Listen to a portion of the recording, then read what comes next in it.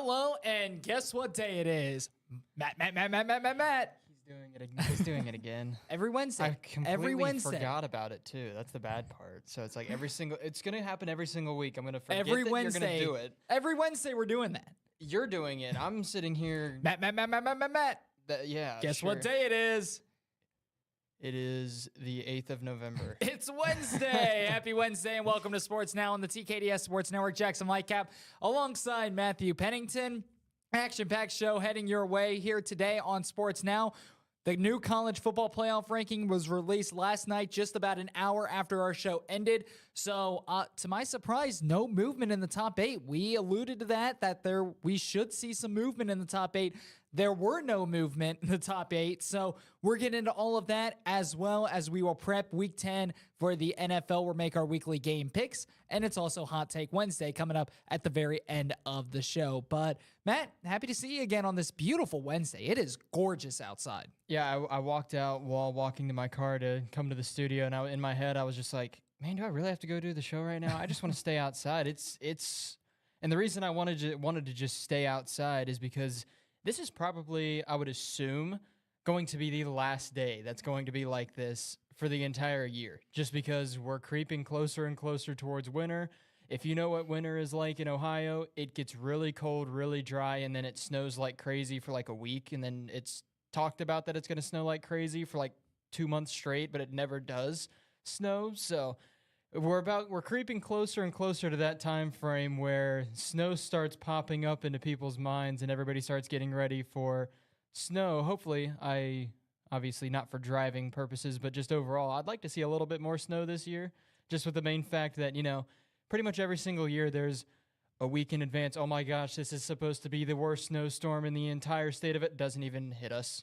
It's like doesn't even come near us, and there's like not any snow or anything. Like I've seen that happen the past few years, but yeah, no. With how nice it is outside, I was like, man, do we really have to do the show today? I just want to sit outside, set up my cornhole boards, do whatever. It's just a great day, and I wanted to stay outside, but here we are. And Matt, one thing that you mentioned when you were talking about winter in the state of Ohio, you forgot that occasional 50-degree day that feels like 80 degrees because it's been so cold. So you have that occasional where it's like, oh, it's real nice outside. I can go outside in shorts. And then the next day it's back in 20-degree weather. But, Matt, call me crazy on this. And I know that there's a lot of people out there that may call me crazy on this. I'm ready for the snow. I'm too. I'm ready for the snow. You know me, though. I want the snow. I am ready for it. I know a lot of people despise the snow in the state of Ohio. I'm ready for it. I love the snow. Bring it on. Hey, I'm ready for it, but Jackson, you know exactly why I'm ready for it. It's because I can go out in negative 15-degree weather in sweatpants and a hoodie and be perfectly fine while everybody else is bundling up with like 17 different layers. Everybody else. But I mean, I remember a few years ago, we played backyard football in about a half a foot of snow, and I was in sweatpants and a hoodie, and everybody else was bundled up in multiple different layers, and I was perfectly fine with playing football in the snow in a hoodie and sweatpants, and that was all I wore. Always a fun time. Speaking of football, let's translate that and let's transition into talking about the new college football playoff ranking. It was released last night, just about an hour or so after this show ended. So, Matt, we gave our predictions, and in fact, none of our predictions came true. Two of our predictions that really stood out was we were thinking that Washington and the Huskies were going to jump the Florida State Seminoles for that 4th spot, and Washington would be in 4, Florida State would fall to 5. We also thought that there would be movement between Georgia and Ohio State. Georgia coming off a big win against Missouri. Ohio State, a big win, 35-6 against Rutgers, but a game in the first half that they frankly struggled in. So we thought that maybe Georgia would jump Ohio State for that 1 spot. Washington could jump Florida State for that 1 spot. And I even remember closing out the show yesterday saying, watch out for the top 8 and the top 8 teams in the college football playoff rankings, because that is where you're going to see a lot of movement. And I might have jinxed it because there was no movement whatsoever. And yeah, I think that what happened over the weekend and the fact that there wasn't any changes, I think that shows that, at least for the Ohio State and Georgia not switching spots, I think that goes to kind of say and show how big the resume needs to be for teams this season, at least, when it comes down to where they're going to be ranked and where a team is going to be moving when it comes to if a team that is below them plays a good team. Because Ohio State has two pretty good wins when it comes to resume on the season. You've got Penn State and you've got Notre Dame as pretty big wins on the year. Penn State currently 10 in the CFP. Notre Dame is 20. And then you take a look at Georgia. Kentucky was ranked inside the top 25 when they played them, but they're not inside the top 25 right now when it comes to the CFP. And then outside of that, they only had their first game against a team ranked inside of the college football playoff rankings, and that was Missouri, who was 12. So I think with the fact that Georgia did not jump Ohio State, I think that just shows how much the committee, at least right now, is considering resumes and how good teams have played against tougher opponents so far this season, because Georgia taking down Missouri with how Ohio State has looked these past few weeks, I think that should have been enough to put the Bulldogs in at number 1 and Ohio State at number 2. But obviously, no movement. Ohio State's still number 1. I think that just shows that the committee, at least right now, is basing their rankings off of resume as opposed to how good the teams are looking right now on the football field. And you talk about the committee, and Matt, to me, I think that the College Football Playoff Committee, after seeing no changes in the top 8, because in my mind, I definitely think Washington should have jumped Florida State. I think Georgia should have jumped Ohio State as well. To me, it seems like the committee is confident and comfortable with their initial poll that they put out 2 weeks ago. Therefore, if teams just keep winning, if Florida State wins out, to me, now from what the committee has shown us by not moving them around, Florida State wins out, they're in. You could say the same with Michigan. You could say the same with Georgia. You could say the same with Ohio State. Obviously, Ohio State and Michigan, they can't win out. They do still play each other. But at the end of the day, to me, it shows that the College Football Playoff Committee was confident on their first edition of the rankings that they put out a week ago, because I frankly foresaw a lot of movement in the top 8, and none of it happened. So they were confident about it, and now it comes into, if you want to see Oregon in the top 4, if you want to see Washington in the top 4, if you want to see Texas in the top 4, Alabama in the top 4, you're going to need help in front of you. And now, to me, it just shows that it does not matter the quality wins that you're going to get later on in the season. You need teams in front of you to lose. Obviously, with that being said, you are going to have some of the teams in front of you lose. Ohio State and Michigan play against each other. Washington and Oregon, very good chance we could see them in the Pac-12 championship as well. So still a lot of football to be played, but I think the committee is trying to tell us something, that they're confident with the top 25 rankings that they're putting out at this very moment. At least the top 8, they're very confident with where they had them staged and set up. And the one that doesn't surprise me too much that didn't move as opposed to everything else was obviously Alabama got a pretty good win against LSU, who I believe was 13 in that game. It was 8 versus 13. But the other reason that I'm saying I'm not too surprised that Alabama didn't move up a spot or two because of that is because Texas has already beaten Alabama so far in this season. That's why it wasn't too surprising to me that Alabama didn't move up a spot. I expected them, just because of the quality of a win that they got, to maybe move up a spot or two, but it also does not surprise me because both teams, Texas, Alabama, 8-1 on the season. Texas has that tiebreaker over Alabama when it comes down to who should be put ahead of the other. So that's why it wasn't too surprising not seeing Alabama moving up, but I completely agree. I think Ohio State right now, with what we've seen from this Buckeyes team, should be number 2, at least number 2. And then Washington, I think the main reason they probably didn't get moved up is because the defense allowed 42 points in that game, and there was really no defense being played for either USC or Washington in that one. You don't score 94 points with a good defense on that field, whether it doesn't matter which team it is. But I think that might have been why we didn't see Washington move. But the one I'm the most baffled about, and it's coming from a diehard Ohio State Buckeye fan, I'm surprised Ohio State didn't slide down to 2. You know, you mentioned Washington defense, and that's a great argument, and that very well could play a factor. But you also have to take a look at who they played. Obviously, USC has not had a great previous month of football. They have struggled, and that's to say the least. But you still have Caleb Williams, who is projected to be the first overall pick. You still have Caleb Williams, who is a potential Heisman winner back-to-back years. And look at the game that he played. you have one of, if not the best quarterback in college football going against you. I would expect the best college football quarterback to tear up Washington's defense. So you can also take a look at that argument and say, well, the defense allowed 42 points. Yes, Matt, I agree with you. They didn't play that great, and that may be a reason why the committee kept them down at the 5 spot, and it probably is the reason. But at the end of the day, you also have to take a look at who they played. And even though USC has struggled the last month, obviously, USC, they're not going to be making the college football playoff this season. They're a 3-loss team, but that's a team moving down the stretch that can play spoiler to quite a bit of Pac-12 teams. This isn't me throwing any shade at you, Jackson. Caleb Williams is not the best quarterback in college football right now. The man playing for Washington is. Michael Penix is... I was going to say Penix, but at the same time, you can make a valid argument for both. I wouldn't say much Caleb Williams because when it comes down to high-stress, high-pressure situations so far this year, Caleb Williams has cracked under the pressure this year. Penix hasn't. There's a reason Washington's undefeated on the season while playing against some pretty tough opponents.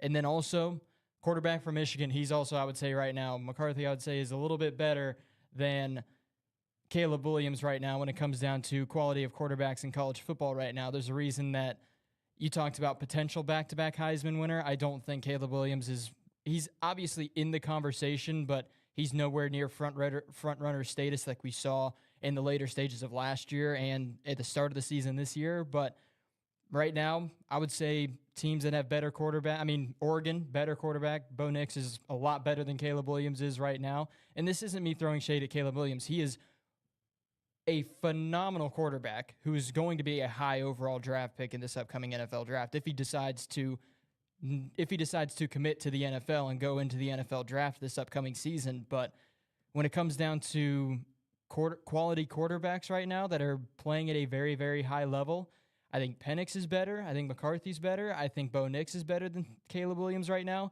And I'm not just saying that because of USC's record isn't that good this year opposed to last year where they were in the talks for the college football playoff.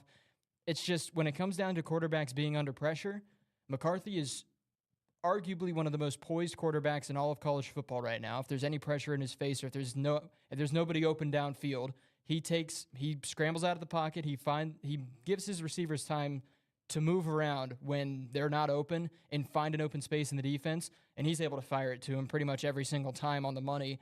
And then you've got Penix, similar scenario for Michael Penix as well.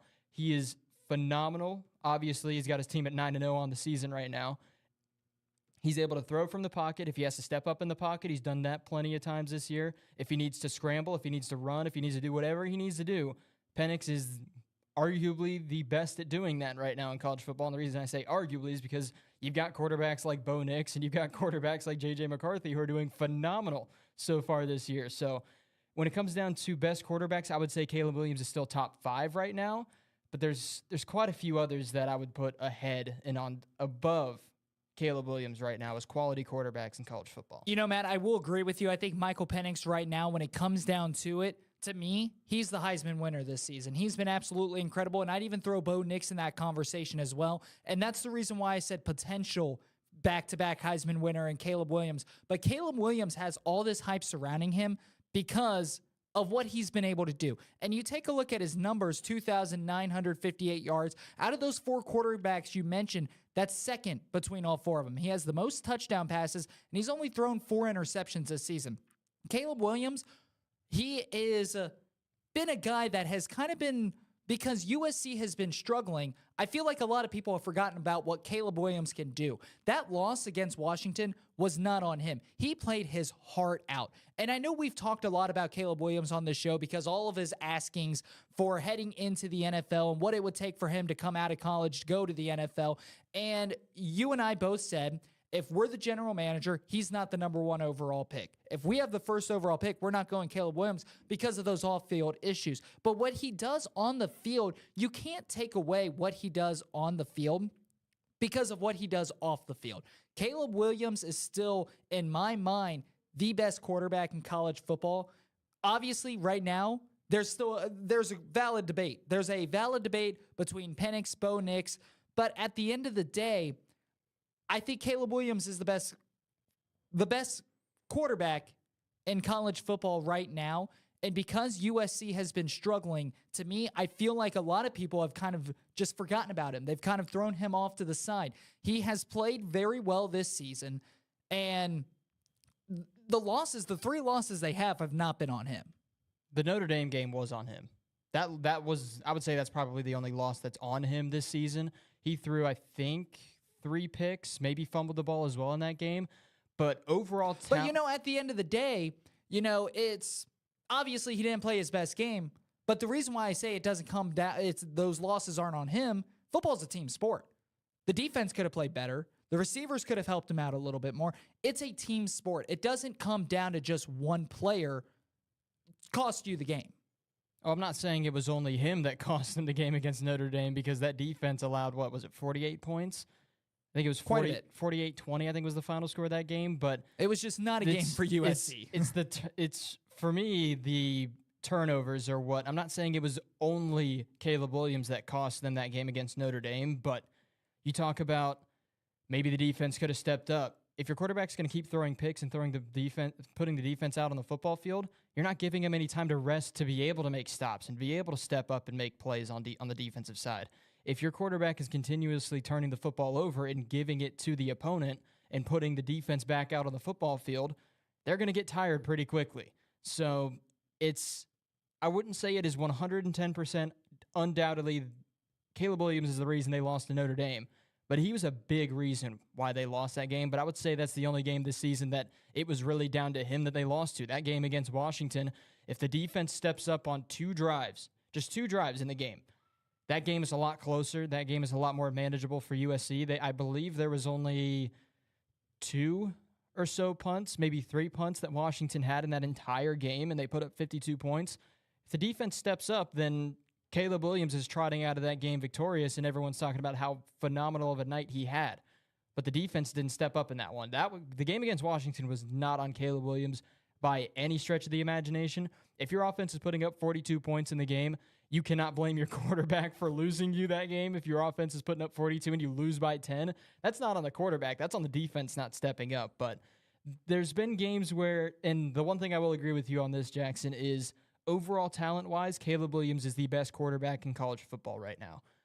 But when it comes down to overall awareness and game sense, he's fumbled the ball quite a few times. Not all of them have been recovered by the defense, but even in the game against Washington, I believe he fumbled the football and gave it up once, and I believe he put it on the ground 2 more times during that game.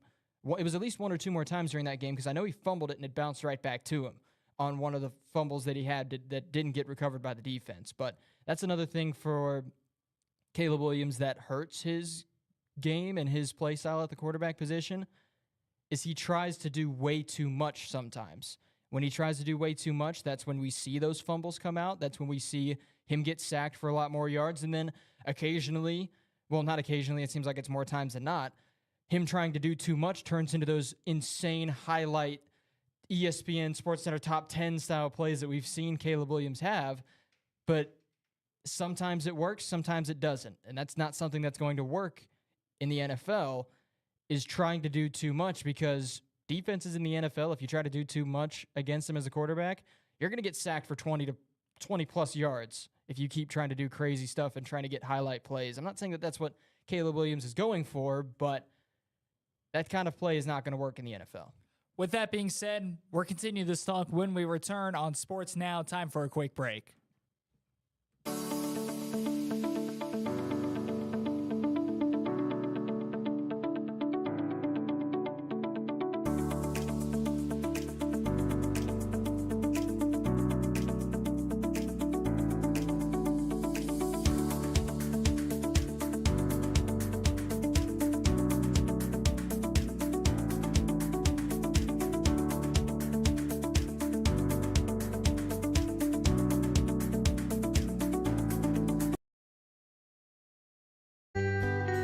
Every day, we find ourselves on a path full of decisions. It's me. Sometimes small and sometimes big. Sometimes alone and sometimes together. At McAfee, everything we do is done with your comfort, health, and convenience in mind. She always wanted the best for you, and now you can rest knowing you've provided the best for her. Breathe easy. Choose McAfee.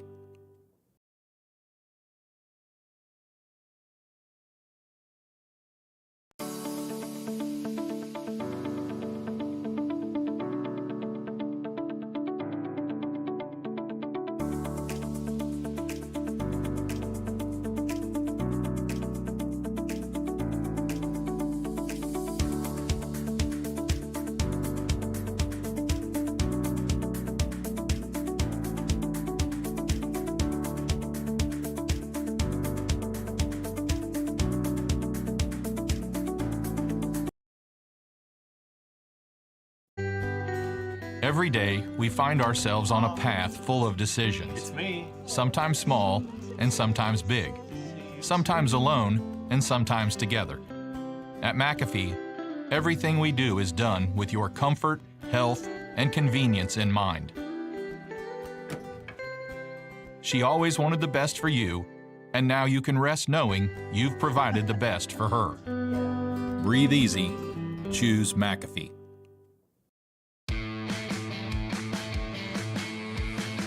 We welcome you back here to Sports Now. Jackson Lightcap alongside Matthew Pennington. We're talking college football. The new college playoff rankings came out yesterday. We're also talking about quarterbacks. Matt and I had a little bit of a debate going on, but hey, that makes a good little segment as well. And you know, it's all friendly. You know, Matt and I we're hugging out at the end of the show. No, your opinion is terrible. We've been best friends since we've been in first grade. We've had our fair share of fights, but no, nonetheless, we're talking about we're talking about who we think are the top 4 quarterbacks in college football. And obviously we just got done talking a lot about them, and there's been a lot of debate, especially with if a team is going to need a quarterback with the first overall pick. The question is who's going to be the first quarterback taken off the board? Because without a doubt, unanimously heading into this season, it was going to be Caleb Williams. But now Caleb Williams asking for partial ownership in the team. He has only listed out that he'd only be willing to play for 5 NFL teams. And Matt, you and I both agreed a couple weeks ago, because of that, even with how great he is on the field, because of that, because of the off-field issues and his demands, if we're the general manager, we need a quarterback, we're picking first overall, I'm not going with Caleb Williams. And I don't think that's too crazy to say because of what he is bringing off the field is what I'm trying to say. His off-field issues and some of his demands, to me, shows a lot more red flags than picking up a talented quarterback. This quarterback class is absolutely loaded with talent. And Matt, I'll tell you what, we were talking about this on the break, and this is something we agree on. If I'm the general manager for an NFL team, and if I'm looking to draft a quarterback first overall, I'm going Bo Nix from the Oregon Ducks. And I'm going Bo Nix mainly because he doesn't have stats that'll completely jump out at you. He's thrown for 2,723 yards, 25 touchdowns, 2 interceptions. This is a guy who takes care of the football. He's been around the game for quite some time, so you know he's experienced. It's going to translate a little bit quicker in the NFL, whereas you just have a guy who played a year or two and then hops in the NFL. Obviously, you can't enter the draft until I think you've played 3 seasons or whatnot, but at the end of the day, Bo Nix, he's been around. He started not just for the Oregon Ducks, but also for Auburn. So he's played in multiple conferences. He's played against many, many great competition and great teams as well. He's built that experience. He's got a quarterback rating of 85.6, which is 3rd in college football this season. Bo Nix, he's got the poise. He's got the off-field personality that you want. And to me, if I'm the general manager and I'm picking first overall and I need a quarterback, I'm going Bo Nix to be the next face of my franchise. Yeah, I would 100% agree that Bo Nix is probably, I wouldn't say the most NFL ready of all the quarterbacks that could enter the draft this upcoming season, but the one I would feel most comfortable with picking. And the other reason that I think Bo Nix is probably one of the better candidates for being a super high overall pick, whoever ends up taking him in this upcoming draft. But it's not to say that just because a prior quarterback has been showing success in the NFL means that the quarterback that's coming out of the school next is going to show the same type of success. But take a look at what Justin Herbert's done in the NFL.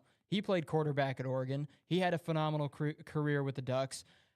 And now he's doing pretty well for himself as an LA Charger. I'm not saying the same thing is going to happen for Bo Nix once he goes into the NFL, but one thing that you can take a look at is especially in a short period of time when you've got similar quarterback coaches in that program, such as Oregon.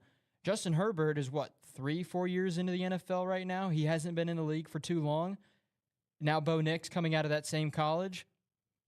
You get the feeling that it's not guaranteed that Bo Nix is going to play at the exact level as Justin Herbert is right now, but you get the feeling going through a very similar system, you could end up getting a very similar talent to Justin Herbert by picking Bo Nix.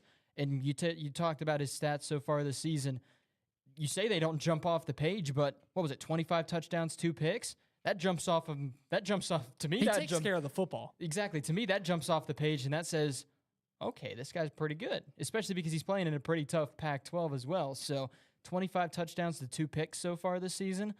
I'm not saying that that's the write-off and that's all you need to see to go ahead and choose Bo Nix, but when you see that stat line, you know you're going to get a quarterback that knows how to protect the football and they know what to do with the football in high-pressure situations. And Matt, I will say this. I mentioned that he's been around for a while. He's been around since 2019. He's a fifth-year senior. He played his first 3 years of his collegiate career at Auburn. And the Auburn stats, they don't jump out at you. 16 touchdowns, 6 interceptions. His freshman year, 12 touchdowns, 7 interceptions, then 11 touchdowns, 3 interceptions. But then he goes to Oregon.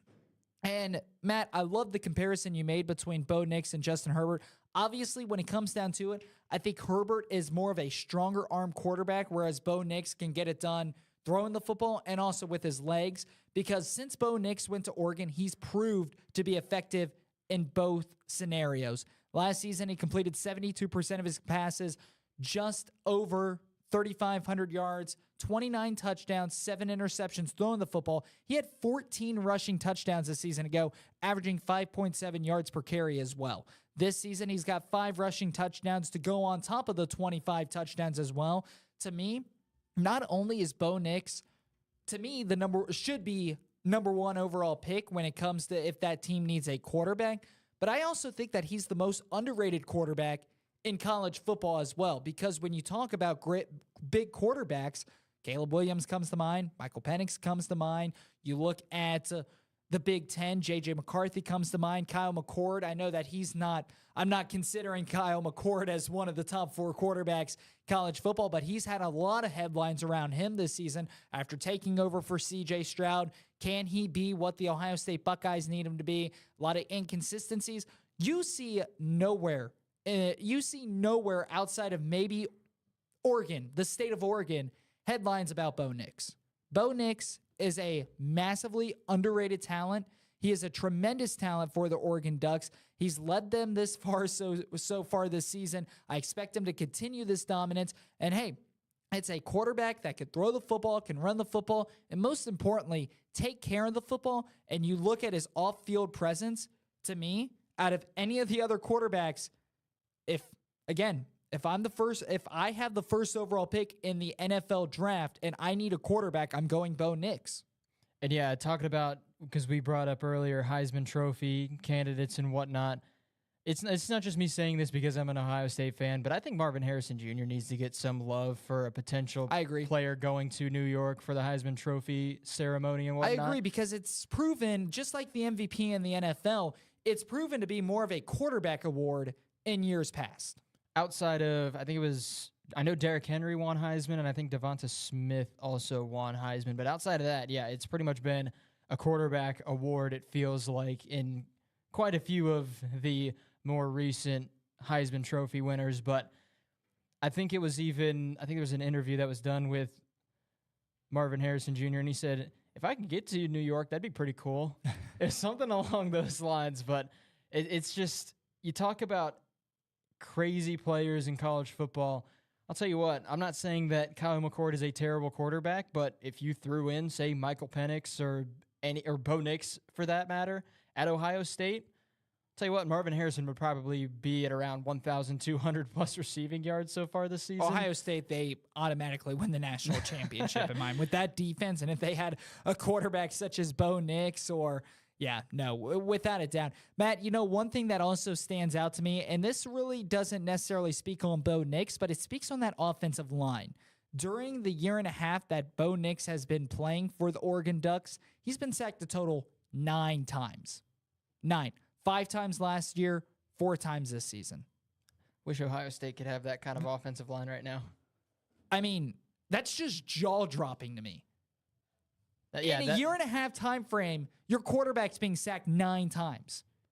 I would say they probably have played, obviously there's 9 games this season. What would you assume they played, probably 14? Just not looking at last year, they probably played, 14 games last year? Probably around then. It's about because you have to take a look at the regular season. I don't think they were in the Pac-12 championship, the bowl game that they were in. So that'd be 13 games. Yeah. Because I don't think they made Pac-12 championship. So 13 games, we'll put it at that. And then the 9 games this season, that's getting sacked maybe 0.4 times per game. Bo Nix is loving his offensive line if that's the numbers they've been putting up with him being the quarterback at Oregon. Spot on, 13 games. But yeah, that's incredible. I mean, I'm sure that there are quite a bit of colleges, and not only colleges, but I think any football team in the entire nation, high school, collegiate, professional, they want an offensive line that will only allow 4 sacks. About what? What would you say? 2/3 from the end of the season, 3/4 into the season.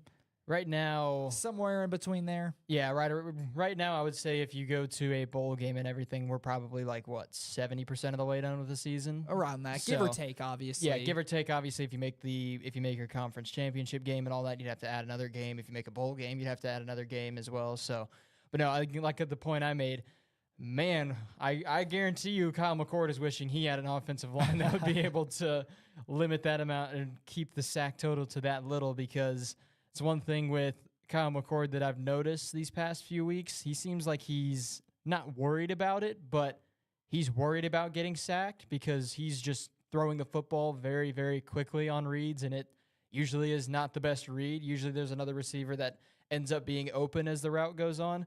So I would assume if I were Kyle McCord, I'd want to have an offensive line like they have over in Oregon. With that being said, time for a break. We'll talk about Kyle McCord and the Ohio State Buckeyes coming up next when we return. Every day, we find ourselves on a path full of decisions. It's me. Sometimes small and sometimes big. Sometimes alone and sometimes together. At McAfee, everything we do is done with your comfort, health, and convenience in mind.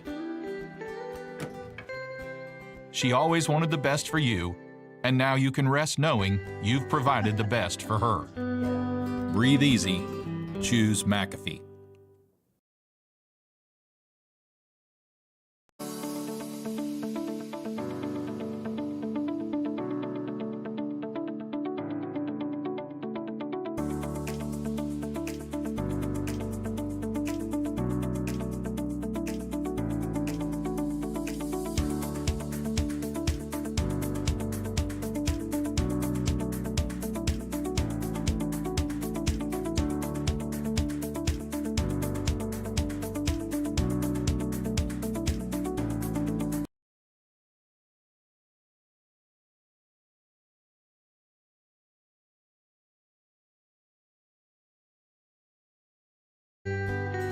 Every day, we find ourselves on a path full of decisions. It's me. Sometimes small and sometimes big. Sometimes alone and sometimes together. At McAfee, everything we do is done with your comfort, health, and convenience in mind. She always wanted the best for you, and now you can rest knowing you've provided the best for her. Breathe easy. Choose McAfee.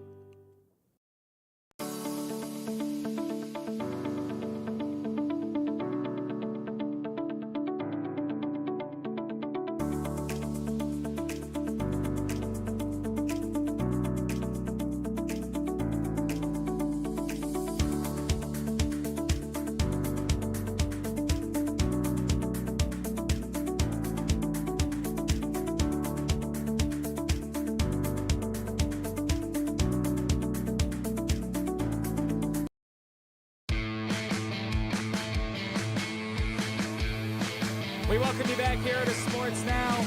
And this was really just impromptu. We were going to talk about the college football playoff rankings, but then we got on the topic of college quarterbacks. We talked about who we think are some of the top college quarterbacks in college football this season. And that kind of leads us into our next segment. Obviously, the Buckeyes, big game upcoming. They're still undefeated. They're still number one in the college football playoff ranking. Big upcoming game this Saturday. Matt, we're talking about, obviously, quarterbacks who can win the national championship. Oregon, if they made it, they got a quarterback that can lead them to the promised land. Washington, if they make it, they have a quarterback that can lead them to the promised land. You look at Michigan, they make it, they have a quarterback that can lead them to the promised land. I'd even say the same about Carson Beck in Georgia with how great he's been able to play this season, but obviously a lot of key pieces around him. That's kind of the same situation what we're seeing with Kyle McCord at Ohio State. Ohio State, a lot of great key pieces around him, but the inconsistencies are still very much an issue. When you look at Georgia and Carson Beck, you're starting to kind of get an idea of what he brings to the table. Kyle McCord with the inconsistencies, it's hard to tell. So the question here for this segment, and just another reminder, folks, we are live in chat, so feel free to drop your answer, but is Kyle McCord a quarterback for the Ohio State Buckeyes that can lead them to a national championship? Can lead them to a national championship? Yes. It's a question of, I would say it's can, because I would assume, and I would hope this is the case, that there's still a lot of improvement that Kyle McCord can have at that quarterback position, and I would hope that Ohio State can find a way to get those improvements and figure out what is causing the inconsistencies for the quarterback and Kyle McCord for Ohio State. The question of, can Kyle McCord be a quarterback that takes Ohio State to the promised land and takes him to a national championship? He can. It's a question of, will he be able to improve enough to play and compete at the levels of quarterbacks like Carson Beck, like J.J. McCarthy, like Michael Penix, like Bo Nix, quarterbacks along those lines. To me, it's a question of not can he do it, it's will he improve enough to be able to do it. Because if he's able to improve and he's able to calm himself down in the pocket, and if there's pressure coming his way, if he can stay poised when that pressure's coming, it's a question of, like I said, can he? Yes, he can, because of how talented this Ohio State team is. Will he improve enough to be able to do it, though? I think that's the bigger question that needs to be answered. Yeah, Matt, I completely agree with you. I think that he needs time to develop as well. Again, just the first-year starter. And the stats that he's put up and the numbers that he's put up, he hasn't had a terrible season. He's over 2,350 passing yards, 17 touchdowns, 4 interceptions. He's got the 9th best quarterback rating in all of college football with an 82.9. But, Matt, I will say this. When it comes to Kyle McCord, the issue with him isn't necessarily interceptions. It's reads that should not be where he's throwing the football. And not only that, it's also he'll have a receiver downfield and completely misses him. The inaccuracy being able to throw the football as well. We've seen Kyle McCord at his true potential and at his full potential, and he has been able to absolutely lead the Buckeyes offense to dominating stretches in the game. But we've also seen him, it seems like this season, at his worst. And at his worst, it just seems like the Buckeyes cannot do anything. To me, I don't necessarily think it's a question on whether or not he can. Will he?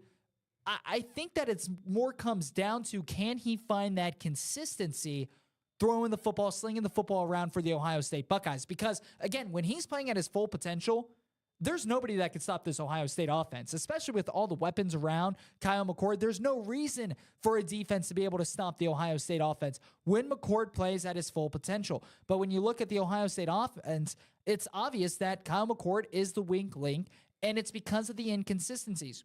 When he's off, he's off. But when he's on, college football needs to watch out. If Ohio State and if Ryan Day and the coaching staff can find a way for him to get comfortable and play a full 4 quarters comfortably and get the offense going in rhythm all day long, well, the Ohio State Buckeyes, with that defense, the playmakers around them, yes, they can win the national championships this season. That's why they're number 1 in the college football playoff ranking. But it all comes down to Kyle McCord when you're going up against teams such as Michigan. If Oregon were to make it, if Washington were to make it, Florida State if they were to make it, Georgia if they were able to make it. When you're going up against teams like that, you have got to play a consistent 4 quarters offensively and defensively. And I think there's another underlying issue for Ohio State that isn't talked about too much just because Kyle McCord's been the one catching all the strays from it, but the offensive line has not looked good for Ohio State so far this season. And if the offensive line isn't looking good, it's not going to help the quarterback by any stretch of the imagination. It also goes to show why Ohio State, obviously, the past few weeks, it's been a little bit of a different story with how good TreVeyon Henderson has been running the football, but why the running game for Ohio State on plays that 4 to 5 yard chunks are needed, it's been getting blown up and leading to 3rd and long. So for this Ohio State team, I think another big underlying issue for the Buckeyes is the offensive line. If the offensive line can figure the issues out and they can protect Kyle McCord a lot better than we've seen at times this season, those rush throws, I wouldn't say they're too much of jitters, but it's obvious that Kyle McCord is wanting to get the football out as fast as humanly possible, and he's missing reads and he's missing throws because of it.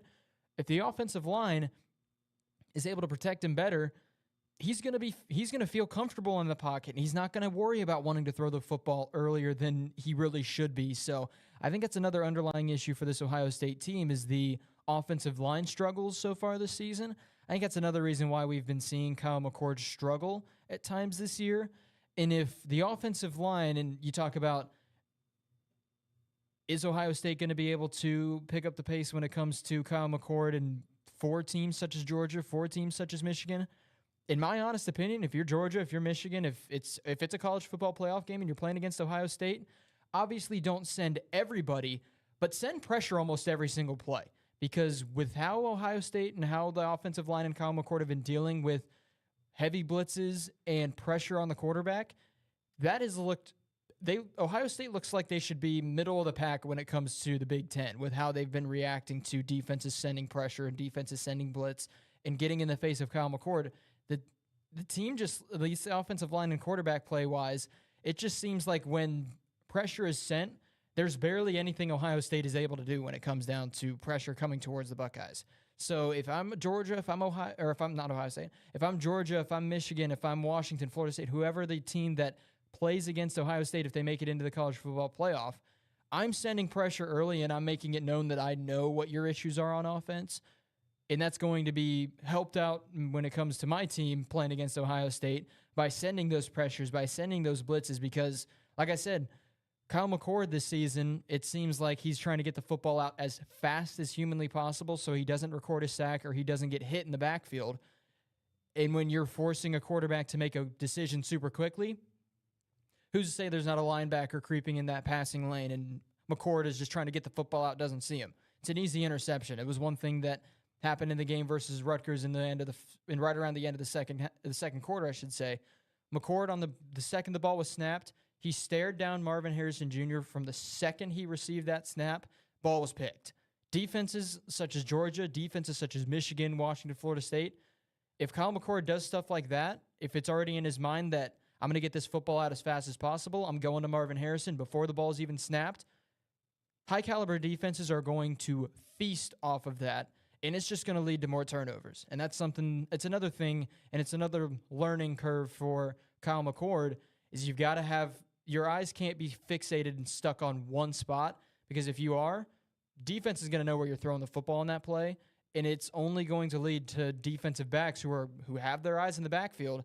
They know where that football is going if the quarterback's staring down, say, Cade Stover, if McCord's staring down Emeka Ibuka, or if he's staring down Marvin Harrison Jr. If you're staring down your target and you're not looking anywhere else, the defense knows where that ball's going, and there's a really high likelihood it's going to get picked off. Not to mention, we talk about Kyle McCord finding the consistency and getting more comfortable. Well, this game upcoming very well could do that for Kyle McCord. They're going to be playing a very struggling Michigan State team at home.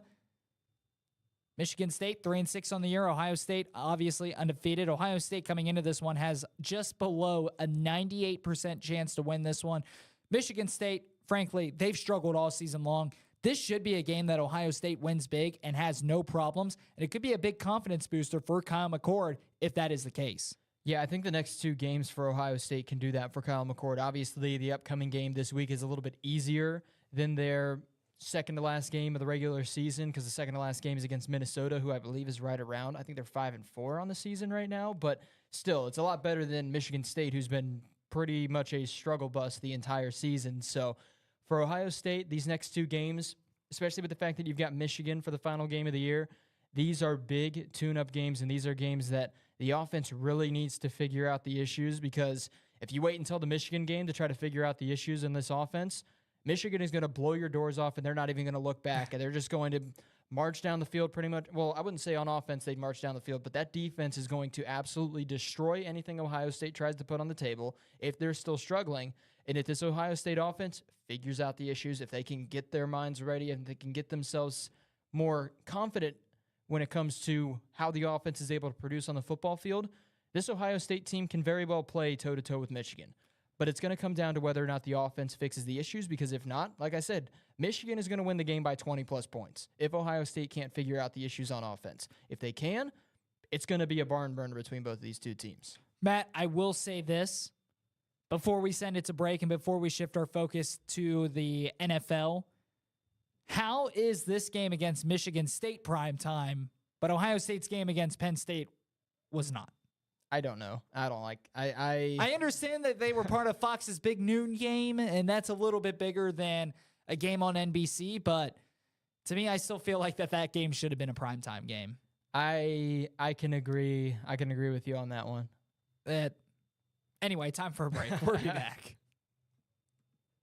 Come on, guys, let's call Daddy. Hi, Daddy. Hi. How you doing? So the furnace is on its last leg, babe, and I just don't know what to do. I wish I could be there to help. Being away is always difficult, but it doesn't mean you can't make decisions together. You can count on us to keep your family comfortable. Hey, buddy, how's it going? When are you coming home? It's gonna be soon. Faster than you know it, I'll be home. Breathe easy. Choose McAfee.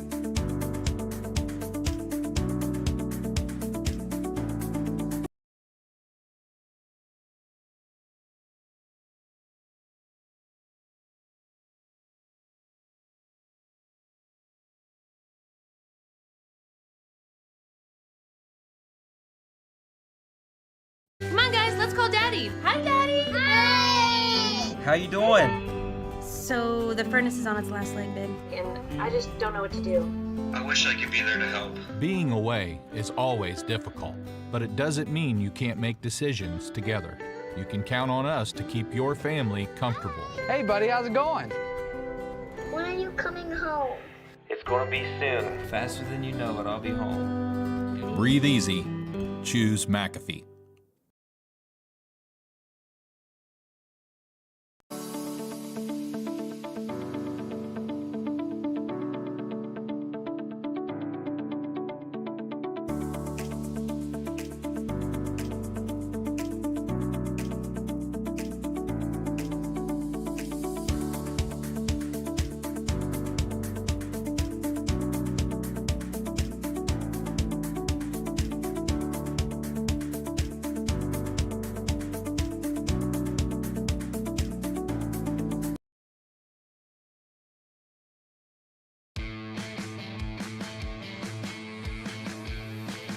So before we move our focus to NFL, obviously the Bengals-Browns, couple of games this upcoming weekend.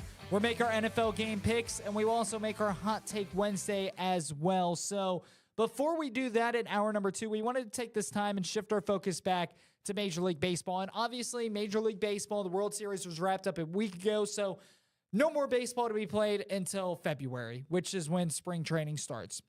I know, sad face. But at the end of the day, this is really where things start heating up. This is where teams are going to go into free agency and are going to try to build their team to build a championship caliber roster, and especially try to do what the Texas Rangers were able to do over the previous couple of off seasons. So the Reds, I expect them to be very active in free agency this season. Obviously, there's a lot of debate right now on some of their players that they have on their roster, who they should bring in, who they should trade, yada, yada, yada, yada. We'll get into that a little bit more next week. But, Matt, one thing I want to talk about was that the general managers' meetings were held today, and American sports agent Scott Boras, he is one of, if not the most well-known agents for certain Major League Baseball players. And I will say this, his name has been circling around because he is an advocate, and he brings up an interesting point when he says this. He's an advocate for holding the World Series at neutral sites. Obviously, the World Series, best out of 7, you have one team have 4 home games and the other team have 3 home games. And it really depends on who gets home field advantage by your record and by your seeding. But he brings up an interesting point about having the World Series, all 7 games, at a neutral site. And that's kind of been something that's been floating around on social media over the course of the day. Matt, I wanted to get your opinions on that, because if you want to ask me, I'm against it. Keep the World Series how it is. For me, I think it would only work if you decided to make the field for the neutral site games as close to in the middle of both teams, like where their home fields are, as possible. Just so you can maybe get a similar turnout for both fan bases, not having to travel, say obviously the 2 teams that were in the World Series this year, you have Arizona, you have Texas. It wouldn't make sense to play the game at Great American Ballpark. It wouldn't make sense to have the game be played at Wrigley Field. It wouldn't make sense to play it on the East Coast. You would probably maybe have Colorado be a site for that. I wouldn't say California. Like I wouldn't say in LA. It's weird because if you were to do that, I would say the only way to do it and the best way to do it would be to make it a neutral site by having it be as close to in the middle of where both of the teams are from as possible. Like I said, just to give fans for both teams a similar travel distance, so it's not like you've got the World Series being played between Arizona and Texas and it's being played in Miami. So Texas fans have a lot smaller travel distance to get to Miami as opposed to Arizona fans. So if that were to be the case, if it ends up ever being a thing, I would say you've got to find the closest middle ground field between both teams. But to be honest with you, I'm kind of on the same boat as you are, Jackson. I don't think it should change. The only way I would say it would change, and the only way I would say you put in a neutral site game is if it goes to 7 games. So you can have each team have 3 home games. Last game is a neutral site game. That would, for me, if they were to throw a neutral site in, that's how I would want them to do it, because obviously you'd have, no matter what, right now, you have one team has 4 home games, one team has 3. It's not that that's not fair, but it also would make sense to have 3 home games for each team. And then if they were to make neutral sites involved in the World Series, make that last game the neutral site game. Obviously, I don't think you should do every single game a neutral site game, but if it's based off of fairness for both teams, it would only make sense to make that 7th game a neutral site, but I still don't agree with it, just because obviously when it comes down to the atmospheres at games, if you make it neutral sites, you're not going to have nearly as many fans from both teams traveling to games. And talking about how loud Philadelphia a few years ago, how loud it would get in Red October, with how loud those fans would get, even if it was this postseason as well when they were making the run that they were on. It would be a completely different atmosphere, too, if you decided to make it neutral site games. That's another reason why I don't agree with it. And Matt, you bring up an interesting point there, having Game 7 of the World Series, maybe that game go to a neutral site. And if they were to go to a neutral site, I think that would be the best way to go. The reason why I'm against neutral site games in the World Series is because it takes away from the fan experience. What drives Major League Baseball? The fans. What drives postseason baseball? The fans. And now if it was one game like the Super Bowl, I can maybe see it. But at the end of the day, the World Series isn't just one game. It is 7 games. A potential of 7 games, at least 4. It is called a series, it's not called the World Game. It's called the World Series because it is a series of games. Therefore, you see both teams have home field advantage at least one time in the World Series, or at least 2 times, as a matter of fact. So, and not to mention that brings the fans closer. When you have a team in the World Series and your fans are able to go and experience that brings the fans closer. That brings a little bit more funding to the team, which should happen. If your team's playing in the World Series, that should happen. You get the support from your fans. And not to mention, it's better for Major League Baseball, in my opinion. It brings in a little bit more viewership because it's more fun to watch. It's more fun to watch one of those teams have a home field advantage. And Game 7, obviously, could be a very much debate. And remember, Matt, I don't necessarily know the exact year that they changed it, but remember, Matt, when we were growing up, when we were kids, whichever league won the All-Star game was the league that got home field advantage in Game 7 of the World Series. The MLB did away with that, and that's an interesting point. Do you think that they should bring that back or not? Because I see both sides of it. It makes things more interesting, but at the same time, now Game 7 of the World Series is going to be determined by maybe a pitcher on the mound or a batter at the plate who will have no chance at the World Series title because they may not make the playoffs. So there's obviously that give or take. It's an interesting debate on whether Game 7 should go to a neutral site, whether the whole series should go to a neutral site, whether they should bring back whichever league wins the All-Star game, that they get home field advantage for Game 7, if they should just keep everything the same. There's a lot of debate right now, and there's a lot of good points being brought up, and it'll be interesting to see what Major League Baseball does over not just the next couple of years, but honestly over the next decade.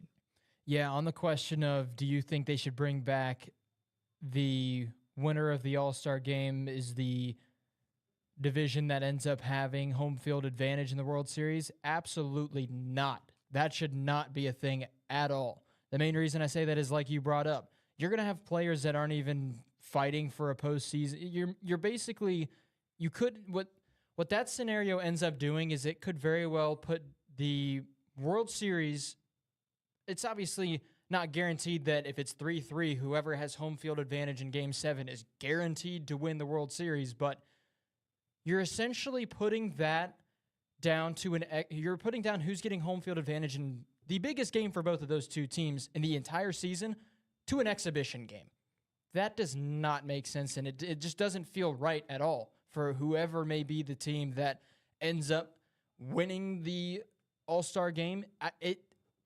It's honestly confusing to me that was even a thing because... And I agree with you on that. And I agree with you on that because, and I think it is a very good thing that Major League Baseball did away with that from a fan aspect, and we're just viewers. We just like watching and talking about it. That made the All-Star game a little bit more interesting. From a fan experience, it was fun. But from a player's experience, from a league situation, from a team situation, it's the good call that they went away with that. And I think that they made the right decision going away with that because, again, you have maybe a pitcher on the mound who, heading into the All-Star break, is already 20 games below 500, so they don't care about which league gets home field advantage because at the end of the day, they know that unless they're traded and shipped off to another team, they may not do it or flip the pay. Or let's talk about this situation. Maybe you have a team that is on the bubble at the All-Star break, so they're trying to compete to have that home field advantage in case they make it that far. And then the second half of the season doesn't go their way. They compete their hardest. They help hypothetically the NL, the National League, get Game 7 of the World Series, and then they get traded to the American League. So there's just so many things that went into it, and I think that that was a good decision why Major League Baseball went and abolished the All-Star game, the exhibition game, meaning Game 7 of the World Series, home field advantage. Now it brings up a debate on whether or not Game 7 should be a neutral site. I think that was a very interesting and talkable point that you brought up, Matt. The whole series go in neutral site or keep it the same. And I'm an advocate for keeping it how it is right now, because not only do you get the home field advantage, but you have the team that had the better regular season rewarded in the end. They have the better record. They have the better seed. They should be rewarded in the biggest game that counts. And yeah, if there's a debate for who should be the home team for Game 7 of the World Series, my opinion is if the teams have played during the regular season, take the overall winner of the head-to-head matchup during the regular season. I think that should be what determines who potentially gets home field advantage for Game 7, because you might bring up, oh, but our best player was injured during that stretch of games, but that happens to pretty much every single MLB team. Injuries are a part of the sport. Injuries are going to happen to any team. And it's also going to incentivize teams to play their hardest throughout the majority of the season, because you don't know if you make it to the World Series, you don't know who you're going to be playing up against. And if you end up dominating series against really good teams, all that's going to do is if you face off against, say it was Atlanta versus Houston in the World Series, something along those lines. If you have however many series that Atlanta played Houston, say Atlanta played Houston 2 series, they won the series 4-2, so that was the split of the series throughout the regular season. Obviously, you're not going to know who you're going to play in the World Series until you get there, but it also incentivizes, like I said, when you're facing off against some better teams that are in the National League or that are in the American League that are not in the same, they're not in the American League like you, or they're not in the National League like say the Reds are. If the Reds were playing against Houston, or just changing the teams. If the Reds are playing an American League team during the regular season, and there's a chance that team obviously could end up making it into the World Series, and if the head-to-head series between those two teams is going to determine who gets home field advantage for Game 7, I guarantee you the Reds are going to be playing their hearts out in that series, and I guarantee you whoever they're playing is going to be playing their hearts out in that series, because they're gonna know once it comes down to it, this very well could give us an advantage in the World Series, so we're going to play our hearts out in this series and try to play a phenomenal series because it can help us in the long run. I'm not saying that that needs to be what it is, but if there's a head-to-head series between an American and a National League team, it's only going to make the teams and make the players fight harder if they're both in the hunt for the hunt for the playoffs. Because if they face off against each other in the World Series, in whichever one has the head-to-head advantage over the other, I think that's only going to cause teams during the regular season to play a little bit harder as well. With that being said, time for a break. Hour number 2 of this 2-hour show coming up next. We're talking about the National Football League when we return.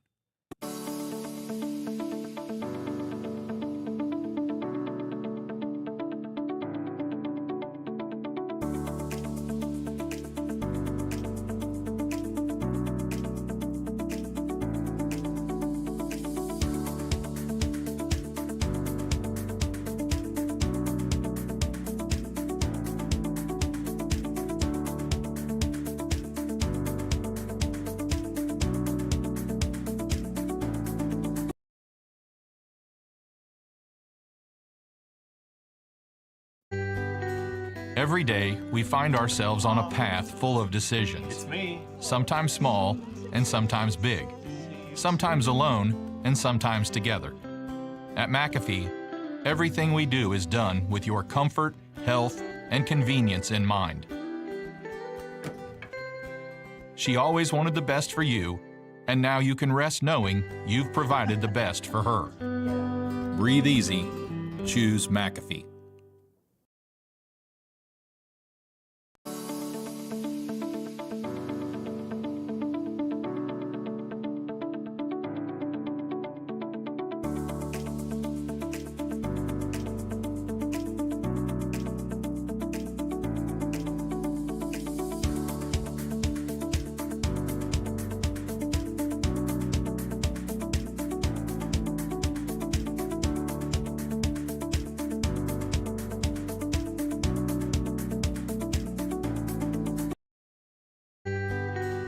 Every day, we find ourselves on a path full of decisions. It's me. Sometimes small and sometimes big. Sometimes alone and sometimes together. At McAfee, everything we do is done with your comfort, health, and convenience in mind. She always wanted the best for you, and now you can rest knowing you've provided the best for her.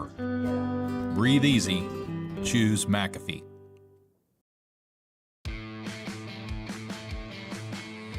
We welcome you back here to Sports Now, hour number 2 of this 2-hour show. We're live till 6. Jackson Lightcap alongside Matthew Pennington. Bengals and Browns both back in action on Sunday. Browns squaring off on the road in Baltimore to face the Ravens. That will be a super tough matchup for both of those teams. And the Bengals will be at home to face the Houston Texans. Also a very tough matchup. Yeah, I don't think for, at least if it's going to play out anything like what we saw earlier on in the season, I don't think it's going to be that tough of a game for the Baltimore Ravens, especially because now they're at home in this one. But for me, it's a question of, is the Browns offense going to play good? If the Browns offense plays good, it's going to be a tougher game for the Baltimore Ravens. But I think Baltimore right now is just such a good team, such a good, well-rounded both offense and defense. So talk about tough game for both Cleveland and Baltimore. If Baltimore plays anything like they did the first time they played the Browns, it is not going to be a tough game for the Ravens. Matt, you mentioned that Baltimore, they're a tough team to play right now. They're on a 4-game winning streak. They took what we said I think it was the first show in general, how we said that at that point in time in the season when they were 3-2, they were the most overrated team in the NFL because of their inconsistencies. They're done with their inconsistencies. They're playing good complementary football on both sides of the football. You talk about that offense quite a bit, but you also, the defense goes unnoticed, and that is one of the top defenses in the entire National Football League, Baltimore's defenses. I will say this, Baltimore, this is more of a tougher matchup for the Browns, not just because they're on the road, but look at how well Baltimore has been playing at home recently. The couple weeks ago against the Detroit Lions comes to mind, blew them out of the water. Same thing last week against the Seattle Seahawks. Those are two very good football teams. Those are two good football teams in the NFC West that are going to, or not the NFC West, the NFC. One's from the North, one's from the West, beg your pardon. But those are two great football teams in the NFC that are going to find themselves in January playing deep into the postseason. Baltimore crushed them at home. I think Cleveland, to me at least, I think Cleveland's I think that they're going there to be slaughtered right now. As a Browns fan, I hate that I'm agreeing, and then I hate that I'm going to agree with you on that one. And the other thing, too, is it's not just the fact that it's a home game for the Ravens. It's not just the fact that they've already beat the Browns pretty convincingly earlier on in the season, but it seems like it's every single year the Ravens just kick the crap out of Cleveland. Every single time they play each other. The Browns just not that good of a team, it feels like, at least from what I've seen in recent years. The Browns are just not that good of a team against Baltimore. They play close games and they play good against Pittsburgh. They play good against Cincinnati. But once the Ravens are on that schedule and they see the Ravens are coming up next, they're like, uh-oh, it's over. Let's just go on to the next week. It's funny because it's a full circle in the AFC North. You have the Ravens. They do the same exact thing to the Steelers. And the Bengals, they do the same exact thing to Cleveland. So it's really a full circle. And if you want to go one step farther, Pittsburgh, I mean, over the last couple of years, you can make that argument that maybe they've done that to Cincinnati. They did win last season in the season opener, but outside of that, Cincinnati, they've handled business against Pittsburgh over the last couple of years. So it's really just a full circus in the AFC North. But going back to what I was saying, Baltimore, they've played great, and they've played great at home. They're playing their best football right now. They're consistent. That defense, I think, is going to give Cleveland fits. That offense for Baltimore, I think, is going to give Cleveland fits just like they did previously in their last matchup in Cleveland. Like I said, I think the Browns in this one, you'd like to think that they have a chance, and ultimately they do. They're a 5-3 team. They're a very good football team this season. But at the end of the day, like I said, I mean, they're going to the slaughterhouse in my mind. I said that before. I'll say it again. Baltimore, just with how great that they've been playing. I would feel confident in Cleveland if there still wasn't question marks and issues at the quarterback position. If there wasn't still questions and causes for concern with Deshaun Watson at quarterback for Cleveland, you wouldn't hear me saying, uh-oh, when it comes to looking at the schedule and seeing Cleveland facing off against Baltimore this week. So when it comes down to this Browns team, if there wasn't an issue at the quarterback position, if Cleveland if Deshaun Watson was playing at the Houston level Deshaun Watson we saw him play at when he was with the Texans, I wouldn't feel I would feel concerned, but nowhere near as, like you're saying, it's over before the game even started. But for this Cleveland team, the other reason I'm also like, oh no, is because it was 28-3 the last time these two teams played. The Browns had, at that time, everyone was talking about how this Browns defense is going to be the best defense to touch a football field in probably the last decade. And then Baltimore dropped 28 points on that defense. So I'm not saying we're going to see a similar Baltimore scoring a ton, Cleveland probably not even scoring at all scoreline in this game. But it's just, especially with how good Baltimore's been playing as of recently, I just get the feeling that Cleveland is going to go into this one, and there's chances they can win, but there's not going to be many of them. And Matt, now let's talk about the Cincinnati Bengals, the other team in the state of Ohio. Cincinnati, we've said this multiple times on this show. They're back. That offense firing on all cylinders. Joe Burrow's 100% healthy. That defense has been absolutely incredible. They're going up against the Houston Texans, and we talked about this a little bit on our Monday show. I don't necessarily want to call this a trap game for Cincinnati because the Houston Texans, they're 4-4. They're playing their best football this season. C.J. Stroud has exceeded any expectations that anybody had for the Houston Texans. He's played absolutely incredible. But you look at Cincinnati and what they've been able to do, and especially in years past, Cincinnati over the last couple of years, outside of that game against the Jets 2 years ago when they went to the Super Bowl, they have avoided trap games, if that makes sense. They have avoided the narrative of trap games outside of that one loss that they had a season or 2 seasons ago to the New York Jets when they lost on Halloween to Mike White and the Jets, a game that Cincinnati should have demolished. They didn't. But Cincinnati, if they take the Houston Texans lightly, the Houston Texans will come into Cincinnati and will leave with a victory. Not to mention that this is a very, very, very big game in the AFC because the Houston Texans sitting right now at 4-4, they're looking to compete. They're looking to find themselves in the playoffs. And with how great Jacksonville has played, I don't think Houston can win that AFC South. They can very well make it as a wild card team. And with how great that Baltimore's been playing, Cincinnati, if they lose to Baltimore next Thursday night, I don't think that there's a way that Cincinnati can win the division. So when it all comes together, this game is looking like at this point in the season, obviously a lot of things can change. And here within the next 10 days after the Bengals and Ravens play and the Browns and Ravens play, maybe we'll have a lot more clarification on who we think will win the AFC North. But as it's looking like right now, these are two teams that are going to be fighting to get in the playoffs as a wild card spot. And this tiebreaker could very well mean anything for both of these teams on whether they're in or out or seeding in general. This game is going to come down to a lot. I expect the Bengals, they're not going to take their opponent lightly. I'm expecting them to come out and play four full quarters of football. And yeah, that's going to be one reason why these next few weeks for Baltimore is going to mean so much to this Ravens team too. And it's why I expect this Ravens team to play with a little bit more heart, is the fact that these next 2 weeks, it's not that they are going to lock in and guarantee who's going to be on top of the AFC North, but these next 2 games for Baltimore, obviously they've got Cleveland, and like you mentioned after, they've got the Bengals.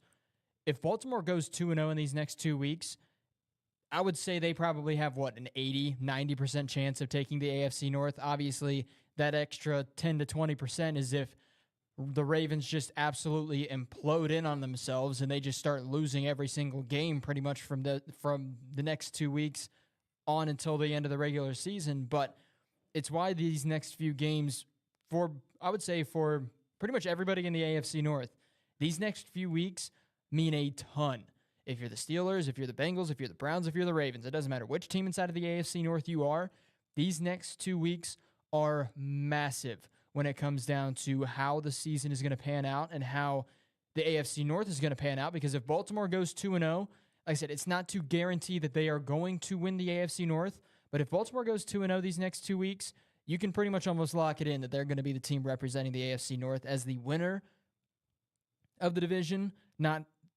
There's a very, very, very high possibility with how the standings are right now that the Ravens aren't going to be the only AFC North team in the postseason this year, but representing the AFC North, if the Ravens take care of business these next few weeks, they will more than likely, like I said, it's probably anywhere between 75 to 90% chance. If the Ravens win against the Browns this week and then they win against the Bengals next week, I would say there's 70 to 90% chance that this Ravens team is going to win the AFC North. Matt, I'll go out and say this. The defensive coordinator for the Cincinnati Bengals, Lou Anarumo, he came out and said that C.J. Stroud has caught his attention, and it is his job to let all of his defensive players know, hey, this is a rookie quarterback, but he's not playing like a rookie. This is a guy that's playing like a top 10 quarterback in the NFL right now, and especially coming off that game last week against Tampa Bay where he threw for over 400 yards, threw for 5 touchdowns. It's Lou Anarumo has C.J. Stroud on his radar. That's a good thing for Cincinnati because Lou Anarumo, now he could start prepping his defense to go off against C.J. Stroud because, as we mentioned again on Monday, that defense overlooked him, or the Bengals as a whole overlooked the Texans. This is a game that Houston can win. I don't expect Cincinnati to overlook Texas or the Texans, but at the same time, that fright is there, if that makes sense. Yeah, if Cincinnati's not a team to overlook their opponents. They're not going to overlook the 4-4 Houston Texans. And if they do, I think C.J. Stroud and this Texans team is going to punch him in the mouth early. I agree, 100%. And the Bengals are going to be put on their back foot pretty early. But like you said, this Bengals team is so well coached and so well rounded. I do not foresee them overlooking this Texans team just because they have a rookie quarterback in as the starter. But for this Bengals team, like I said, if they do end up taking Houston lightly and they're not doing film study, they're not getting themselves prepped and ready to go, and they're looking ahead to the game against Baltimore coming up. It's a short week too, so it's very possible that, like I said, I don't see it happening just because of how good this Bengals team is coached and how well-rounded they are and how their heads are on their shoulders when it comes to playing a game every single week. But with the fact that you've got the short week ahead of you, if there's anything that's causing this Bengals team to look ahead, it's the fact that they've got a short week going against Baltimore. So I'm not saying that they are, but if this Bengals team is looking ahead, it's because they've got a Thursday night game as opposed to having a few extra days and playing Baltimore on a Sunday. I will say this. If Cincinnati wants a chance to take down Baltimore on Thursday Night Football, I think they can. I think that Cincinnati can go into Baltimore and take them down. And I would even say that I think that they have an easier chance of going into Baltimore and take down the Ravens than the Cleveland does this week. But Cincinnati will, mark my words, Cincinnati will not beat the Baltimore Ravens on Thursday night if they do not win on Sunday. I know that they're two separate games, but you want to carry in momentum, especially in a short week, heading into a primetime game against the Baltimore Ravens. If they lose against the Texans on Sunday, that will kill all the momentum that Cincinnati has built up. And Cincinnati, I think, will go into Baltimore and not lay a goose egg. They won't score 0 points, but I think that they'll be blown out. If Cincinnati's able to win that and keep stacking these wins and keep barreling up this momentum, they go into Baltimore, that's a team that can take down the Ravens. This game is a very pivotal game for both sides. I agree, but I also don't agree. The reason I don't agree is, like I said, this Bengals team is so well-rounded and so well-coached, and the players just, they've definitely got their heads on their shoulders the right way. So the reason I say that I see that happening, but I also don't see that happening, is because the way the Bengals have been playing the past few seasons, they might lose a game that they should have won, but the next week they just return back to return back to the Cincinnati Bengals team that we had seen play 2 weeks ago, as opposed to the week that they ended up losing a game that they shouldn't have. So like I said, I could see it happening, but I also don't see it happening because the Cincinnati Bengals team is just too good of a team, and the mentality for this Bengals team and the mental strength of these players for Cincinnati is just too strong for them to lose the game to Houston and then ball themselves up and be like, how do we lose that game? We're terrible. If they lose to Houston this week, They will bounce back on Thursday night, and they will play a phenomenal game. That's just how Cincinnati's been these past few years. With that being said, it's time for a break. We'll be back. We're making our Week 10 NFL game picks coming up next. Choose McAfee.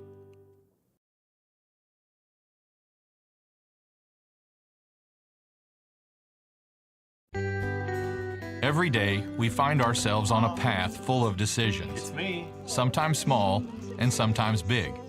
Sometimes alone and sometimes together. At McAfee, everything we do is done with your comfort, health, and convenience in mind. She always wanted the best for you, and now you can rest knowing you've provided the best for her. Breathe easy. Choose McAfee.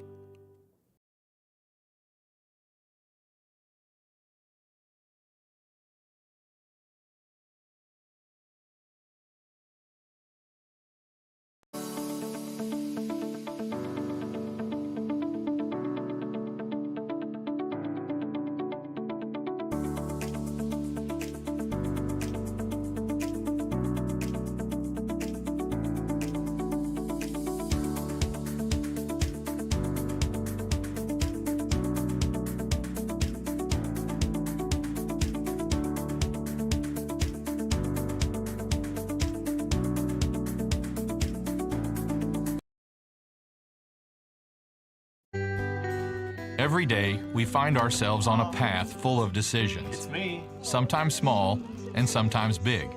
Sometimes alone and sometimes together.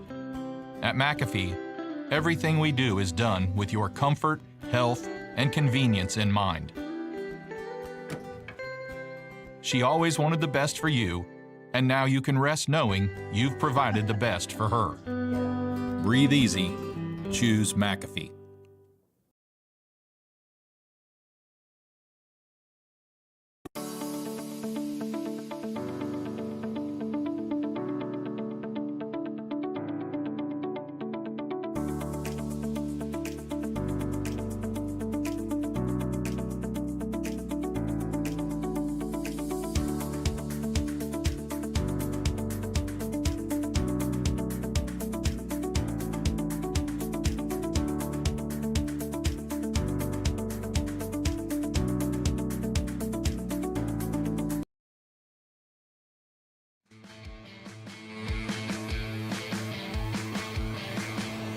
It is time for our Week 10 NFL game picks. Matt, how did we do last week? I don't know. You told me not to keep track of it, so that's on you. If you told me to keep track of it, and we were actually doing competitive standings between the two of us. Keep track of it. We're just not overall record right now because Then we there's started midway no- through the year. Then there's no point in keeping track if we're not We could competing do it against each weekly. other. We have to be mad and fighting each other for these standings. There's no other way of doing it. Oh boy. Nonetheless, from here on out, we're keeping weekly. I'm taking a look at my picks. I know I picked the Chargers. I know I picked the Bengals. I know I picked the Eagles. Colts I got right. I think I picked. I don't know if I picked Tampa Bay or if I picked Houston in that one. I don't know. Well, I picked Tampa Bay. Since you keep asking me about it, I'm going to go back and I'm going to actually tally up the standings, and we're actually going to keep track of this from here on out. Don't worry about it. Let's move on now. Then don't ask me Starting how we off did. Thursday night football tomorrow night. Two of the teams that will be fighting not for a playoff spot, but for the first overall pick, Carolina and Chicago. Can we just call it the Tank Bowl? Why is this Thursday night? That's my question. Why is this Can we just Thursday call night? this game the Tank Bowl? This is giving me flashbacks of the field goal contest between the Colts and the Broncos last year. Carolina at Chicago. I think I'm going to go Chicago in this one just because they're at home, but I absolutely have no idea who is actually going to win this football game just because it's been absolute craziness for pretty much both of these teams so far throughout a majority of this season, but I'm going to go with the Chicago Bears just because the fact that they're at home. Komet, he was dealing with a knee injury, but he has been practicing with the team as of the past few days, so the tight end worries, if there was any, for the Bears are no longer really worries for this team. So he was one of their bigger targets. He had 2 touchdowns in their last game that they had against the Saints. So I'm going to go with the Bears in this one. I'm going to say, I don't know.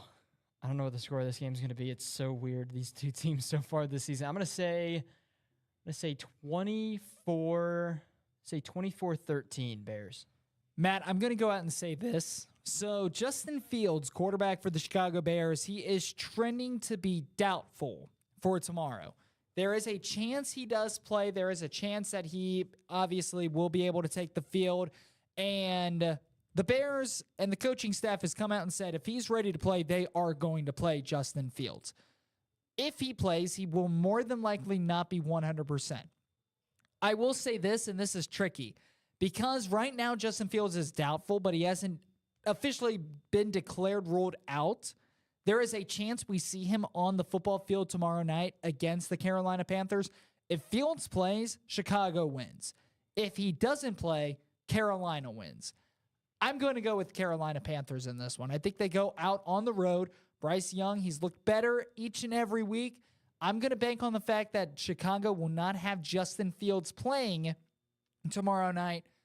I think it's going to be I don't want to say a snooze fest game to watch, but either way, I'm going to go Carolina in this one. Give me the Panthers 16-9. A lot of field goals and a touchdown. So just like the Colts Broncos. This Broncos. Yes, amazing. Give me Carolina in this one. I think Carolina's going to win. I don't foresee Justin Fields playing. He very well may, and I could be wrong.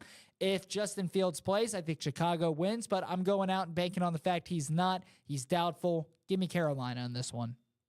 Moving on, Indianapolis at New England. 9:30 game. So I said at New England. It's not at New England. It's in Germany. So it's at Frankfurt Stadium in Germany. It's a 9:30 a.m. game on NFL Network. Indianapolis, New England. This is a tough one. But you're going. This so is a you tough gotta, one. You got to be the one to talk. I like pick what first, Indianapolis has been able to do this season. They're 4-5. They're coming off a win against Carolina, and they've played some good teams pretty close this season. When you look at New England, it has been a very, very disappointing season for them. They're coming off back-to-back losses, very, very close. And New England, a report comes out that J.C. Jackson is not going with the Patriots to Germany. I think that that's going to plague them on the defensive side. I think that this is a game New England can win, and I want to choose them. And I think Indianapolis, in the end all be all, give me an Indianapolis to win this one. I think it's going to be close. Give me 17-13 Indy. I'm going to go with the Colts as well in this game. Obviously, there's no home field advantage for either of these two teams, so if it was being played at New England, I might have sided with the Patriots in the game, but the fact that it's being played overseas in Europe, I'm going to go with the Colts in this one. I'm going to say final score, I'll go 31-17. Moving on, Houston at Cincinnati. This game is actually at Cincinnati. This game is a home game for one of these two teams. I'm going to go with the Bengals in this one. Obviously, Houston has put together a pretty decent season as opposed to what people were expecting from this Texans team at the start of the year. Obviously, C.J. Stroud has looked phenomenal in a Texans uniform, but the Cincinnati Bengals team as a whole, it's just with how they've been playing recently, it's really tough to pick against them. So I'm going to go with the Cincinnati Bengals in this one over Houston. It'll be a close game. I'm going to say 31-28 final. Give me Cincinnati in this one. I think Cincinnati at home over the last couple of years, outside of that New York Jets game, they have been able to avoid the trap games, if that makes sense. Cincinnati, this is a team that they don't overlook their competition. The coaching staff will not let them overlook anybody on their schedule. Houston could be coming into this game 0 wins on the season. Cincinnati is not going to overlook the Houston Texans. Cincinnati, when it comes to taking games week by week, I think that the Bengals are the best team in the league when they take teams week by week, and they're the best team in doing so with that. That coaching staff, that's one thing that they pride themselves on, is taking games week by week.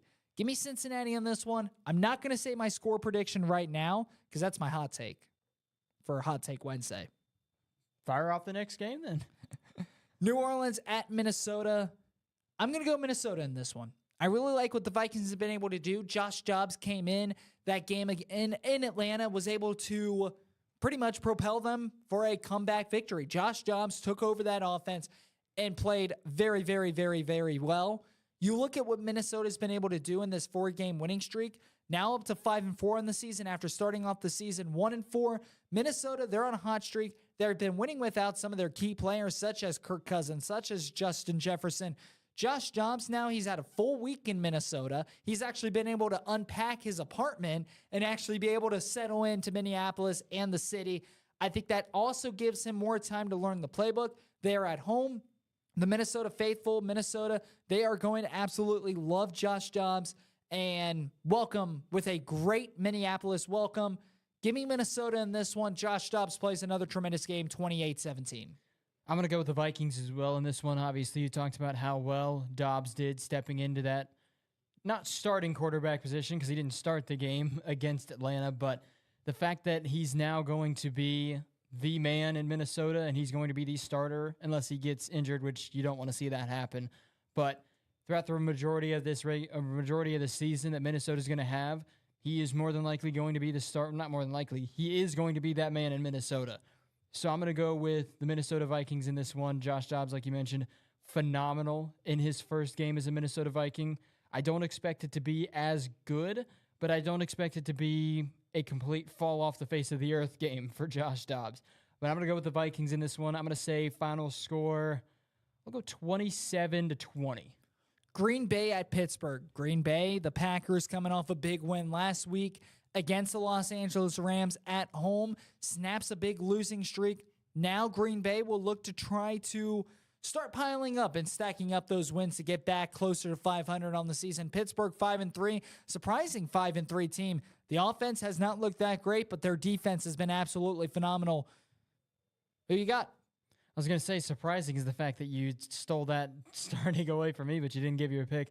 I'm going to go with the Steelers in this one. The defense has just looked too good so far this season, and especially with the fact that the Packers' offense has been struggling for a majority of this season. So I'm going to go with the Steelers in this game. It's going to be a low-scoring game because the Packers' defense is also playing pretty well right now, too. I'm going to say final score, Steelers 17, Packers, I'm going to say 17-14 final score. Matt, in this one, I'm going to go with Pittsburgh as well. The Steelers, they've been led by, in my opinion, the best defense in the NFL. The Pittsburgh Steelers, they are going to come up with takeaways. They are going to make it tough on Jordan Love. When it comes to the Pittsburgh Steelers, they are led by that defense, that offense. They still have a lot of question marks. I think that those question marks continue as well. But Pittsburgh, that defense, they're going to get takeaways. They're going to force great field position for that offense to make things a lot easier for the Pittsburgh Steelers. I think Pittsburgh ends up winning this one by a final score of 13-3. Another low-scoring game for Pittsburgh. Their defense is going to come up big. That's going to be the reason why they win. Great starting field position, couple field goals, touchdown for Pittsburgh, 13-3, my final score. Moving on, Tennessee at Tampa Bay. You got this one. I got this one. Give me Tampa Bay. Tampa Bay, I chose them last week to try to bounce back. Ultimately, I like what Will Levis has been able to do for the Tennessee Titans so far this season. Tampa Bay, this is, to me, a must-win game for the Buccaneers. The Buccaneers, they play in a rather weak NFC South, and this is a team that can end up winning the division. But you look at what they've done over the last month. The last 4 weeks, they lost to Detroit by 14. Then they lost to Atlanta by 3. They lost to Buffalo by 6. They lost to Houston by 2. This is a Tampa Bay team that is right there of getting a win. The problem is that right now they are lacking confidence. And this is a must-win game for the Tampa Bay Buccaneers because when you look at the NFC South, it's a weak conference. It's a weak division, the NFC South is. Tampa Bay, they can make the playoffs by winning their division. And to be honest, with how weak the NFC South is, Tampa Bay, yeah, they're 3-5 to me. I still consider them my favorite to win the NFC South. There's an argument you can make with the Saints, whatnot, but we've also seen the Saints struggle at many times this season. The NFC South is the weakest division in all of the National Football League. Buccaneers, they have a chance, but they need this one. This is a must-win game for the Tampa Bay Buccaneers if they want a chance to win that division. I think Tampa Bay, they're going to come through. Give me them over the Tennessee Titans. I'm going to go final score 27-17. I think they finally start to play good complementary football, knowing that this is a must-win game. I'm going to go with the Tennessee Titans in this game, just with the fact that Will Levis has looked pretty good in the quarterback position for the Tennessee Titans. Him coming in, I didn't expect him to play nearly as good as he has been so far this season.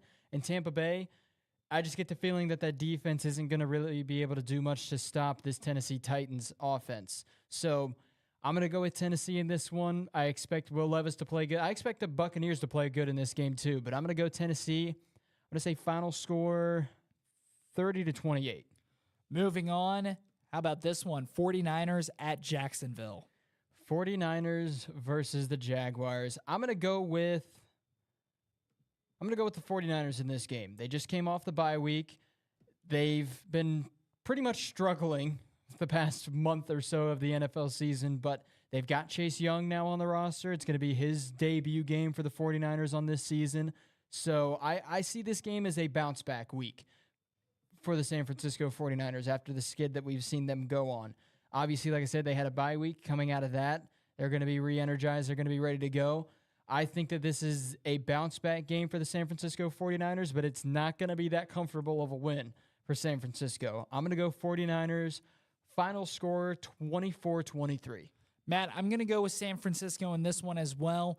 And both teams are coming off a bye. Jacksonville, they're well rested. But right now, with the San Francisco 49ers, they're coming off their bye week. The number one thing coming off their bye week is they're healthier. They are much healthier. They're expected to get some key players back. You mentioned they now have Chase Young on that defensive line. And I think that this is I don't want to say a must-win game for San Francisco because they started off the season 5-0. Right now, they're on a 3-game losing streak.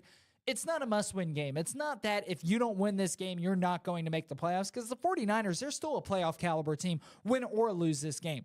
But you need to snap this losing streak some point. And what is a better time to snap that losing streak and start to build confidence in your team right after the bye? And mind you, the trade deadline was on your bye week, and you go out and make multiple moves as well to help bolster your team. I think that this is going to be a prove it game for the San Francisco 49ers. They don't need to prove it to anyone else. I think they need to prove it to themselves. Bounce back win, close game in Jacksonville, 23-20. I think that it is going to be a game-winning field goal in the final seconds of the fourth quarter. Second half of our game picks coming up next when we return to Sports Now.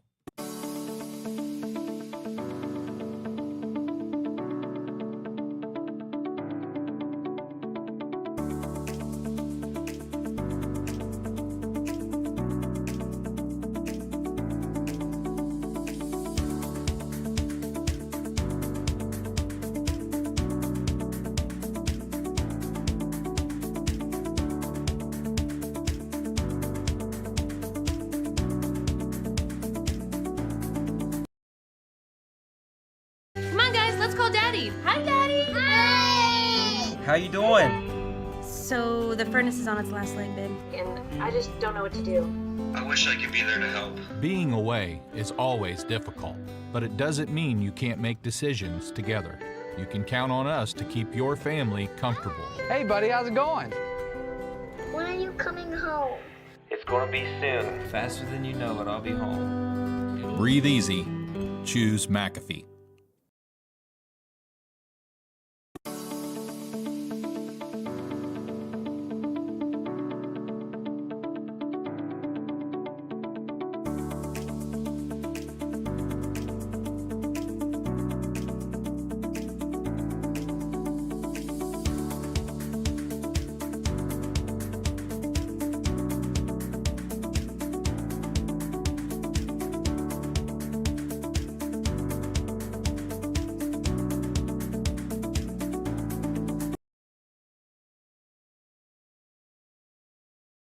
Come on, guys, let's call Daddy. Hi, Daddy. Hey! How you doing? So the furnace is on its last leg, babe. And I just don't know what to do. I wish I could be there to help. Being away is always difficult, but it doesn't mean you can't make decisions together. You can count on us to keep your family comfortable. Hey, buddy, how's it going? When are you coming home? It's gonna be soon. Faster than you know it, I'll be home. Breathe easy. Choose McAfee.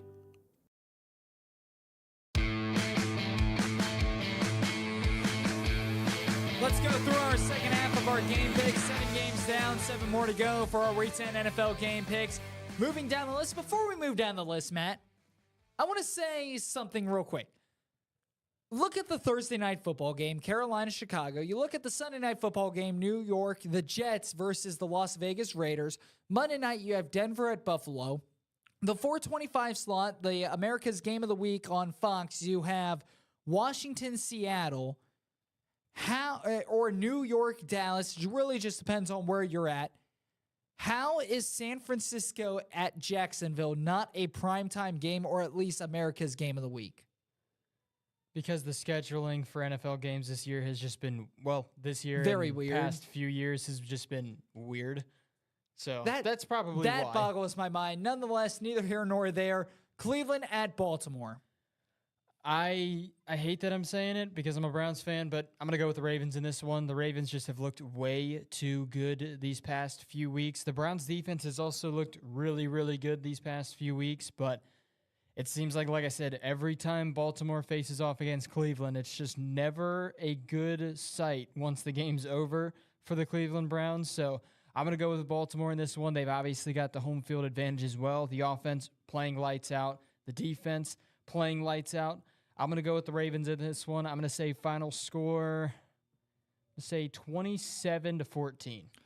I'm also going to go with the Ravens in this one. I think that Ravens right now, frankly, we mentioned it a little bit earlier, they're just playing too good at home. I mean, when you look at what Baltimore's been able to do against certain teams while they're at M&T Bank Stadium, I mean, the Lions a couple weeks ago, 38-6. Seattle last week winning that game 37-3.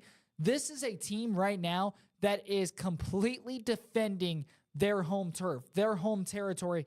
And to me, that's what's going to do it for Baltimore. They're at home. They're playing really well at home. Give me the Ravens in this one. Matt, I'm sorry. I don't even think it's close. Baltimore wins this one. I'm going to go 38-10. Hey, we scored more points than the first time. I think that it's going to be I don't think it's going to be close. Baltimore, they're just playing really well at home. I don't think it's going to be close either. I was optimistic with my 27-14. Cleveland can keep this game close. They can keep this game close. They can win this game. Will they? No. The question is, and my answer, I don't think they are. I don't think that they are. They can keep it close, but will they? It's not going to happen. I don't see it happening at all. Let's move into our 4 o'clock games. Atlanta at Arizona. You're up on this. Why do you I'm up on this You keep one. trying to get me to go first every I keep single forgetting time. the rotation. Give me Atlanta. I think Atlanta right now, when it comes down to what they've been able to do, Atlanta coming off back-to-back losses. We talk about the NFC South being a very weak division. Atlanta, they're in the running right now to possibly win the NFC South and punch their ticket to the playoffs. I will say this, though. This is a must-win game for Atlanta as well, just like the same reason for the Buccaneers. Buccaneers went on a losing streak, and now Atlanta, they're on a 2-game losing streak. They lost to Tennessee. They lost to Minnesota. They lost to Tennessee by 5, Minnesota by 3. That game against Minnesota, they ultimately should have won. It was a closing seconds touchdown for Minnesota to end up winning that game. So I think Atlanta, you go on the road. Yes, it's a game on the road, but against I don't want to call a very bad team because they're the NFL. There's really no such thing as there's bad teams in maybe NFL terms, but I just don't like that term to use. You're going up against a very struggling Arizona Cardinals team. I think Atlanta, this is a good bounce back week for them. Get a win on the road, and not to mention, you get a win on the road, and then you go back home to face the New Orleans Saints after your bye week. Get some momentum heading into the bye. Head into the bye week sitting 500. Come back. And then you got the Saints. That could be a very big matchup. Could play out to be a very big matchup in the NFC South. Atlanta, this is a big game for them. I think that they take care of business. Give me Atlanta 24-13. Yeah, I'm going to go with the Falcons as well in this one. Obviously, the Cardinals, it's tough to do really a lot against a really solid Cleveland Browns defense. We saw Arizona completely struggle against the Browns last week. But like I said, with how good that Browns defense can play, if the Browns defense is playing the way they did against Arizona, it's tough to say anybody's going to really be able to do anything against that Browns defense, but Arizona, like you said, struggling right now. Falcons looking a little bit, I would say a little bit better than Arizona right now when it comes down to what both teams bring to the table. So obviously the Falcons are on the road. That is going to play a factor in this game, but I'm going to go with the Falcons in this one. I'm going to say final score, I'm going to go 24-3 final score. Moving on, Detroit at Los Angeles. Now it's your turn. The big question is, though, I started off on the first segment, and I started off on this segment. Do we want to go to where we both pick 7, or we both start off with 7, or do you want me to pick 8 first? It's just 6. The number of games this week. We have more teams on a bye this week than weeks past. We had the same last week, I think, total teams. I'm just saying, because we talked about getting the rotation messed up. We already both unintentionally messed it up for this Well, if you're trying to stall for this pick, I got my pick. I know who my pick is. I'm going Chargers in this one. That's who I was going to go with. I'm going to go with the Los Angeles Chargers in this one. And because the reason why I'm going with the Chargers, they are just playing very good football right now. They took down the Bears a couple weeks ago on Sunday Night Football. They took down the Jets last week on Monday Night Football. And obviously the Bears and the Bears, not necessarily a great team in the NFL. The Jets, they're still in that wild card race. They have high hopes for the season, but they took both teams down very convincingly. And I've always been high on the Los Angeles Chargers this season, even after their struggling start, because they lost by 2 to Miami, and we talk about Miami. That's a tremendous offense, tremendous team, as a matter of fact. They lost to Tennessee by 3, a tough team, a tough game early in the season at Tennessee. You don't really know how things are going to shape out. Every single team in week 2 still has high hopes and high expectations for the season. You bounce back, you beat Minnesota, who's proven out to be a very good team this season. You then take down the Raiders, which is a division opponent, and then you lose back-to-back games against Dallas and Kansas City, 2 top teams in the NFL. Los Angeles, it seems like everybody wanted to forget about them. I think that they're playing some really good football right now. They had an unfortunate series of events to start the season. I think that they're going to start turning it around. It starts this week against Detroit. They're at home. Give me the Chargers in this one. I'm going to go a final score 27-21. And Matt, before you give your answer, take a look at what the Chargers have upcoming. They have Green Bay, then Baltimore, New England, Denver, Las Vegas, Buffalo, Denver, Kansas City to close out the season. So outside of that game against Baltimore, really up until week 16 in the season, those are all winnable games for the Chargers. And we could start to see the Chargers creep back into that playoff picture. And yeah, I'm going to go with the Chargers as well in this game, even though it is a home game for the Chargers, but it feels like most LA games, whoever's the home team, the opponent almost fills the stands just as much as the home team. But I'm going to go with the Chargers in this one. The Lions struggling a little bit as of recently, but to me, this one's up in the air because I feel pretty good about this Lions team, but I also feel pretty good about this Chargers team.